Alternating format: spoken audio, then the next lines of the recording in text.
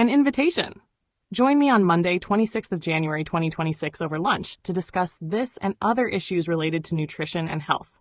Full details are as follows. Day and date, Monday, 26th of January 2026. Time 12:30 to 14:30 hours. Venue Cafe MAB. Address Malaysian Association for the Blind, MAB. Jalan Tabing off Jalan Tun Sambanthan 4 Brickfields, 50470, Kuala Lumpur. Attendance.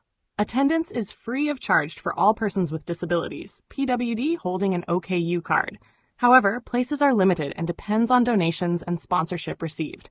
Donation attendance is by donation for able-bodied and sighted participants. Minimum donation is RM20, which should cover your lunch as well as for one PWD. Any balance will go towards my various eye treatments.